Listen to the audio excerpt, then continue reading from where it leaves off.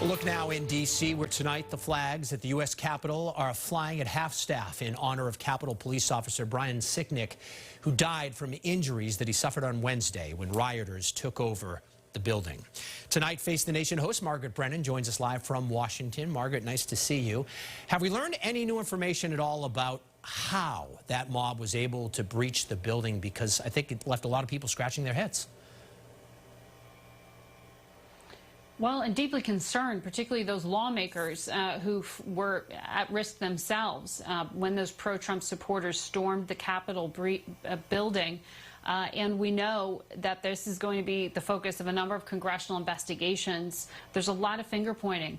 The mayor of Washington, D.C. will be with us Sunday, along with two top senators who are looking at this question, Roy Blunt of Missouri, Chris Coons of Delaware.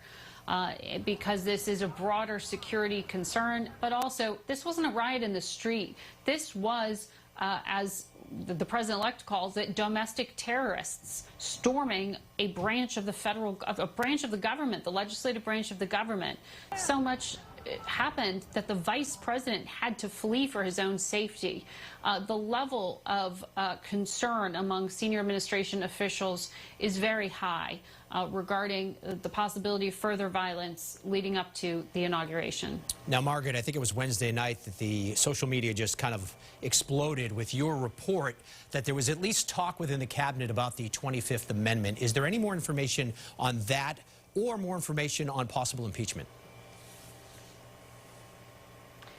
Well, you're right. Those senior administration officials that I spoke with were very shaken in the events, on Wednesday, and were whispering about this, talking about it, playing it out. Could they make this happen in this short period of time? In the light of day, it now seems a bit more complicated to try to use it to remove the president within the remaining 12 days that he is in office. Impeachment, Democrats are pushing for, but that similarly would be legally complicated. It could take a bit of time. The concern here among advisors to the president is his state of mind. And so resignation would be the easiest, cleanest break. That is something that many are looking for. Some top Republicans have called for. And this is going to be a developing situation. But the alternative is riding out these remaining 12 days and hoping that there is indeed a peaceful transfer of power. All right, Margaret, let's switch gears now to what had been, of course, the biggest story in the nation leading up until Wednesday, and that is COVID-19. More than 4,000 COVID-related deaths being reported each and every day lately. I know you're going to be speaking with the former FDA Commissioner Scott Gottlieb about the pandemic.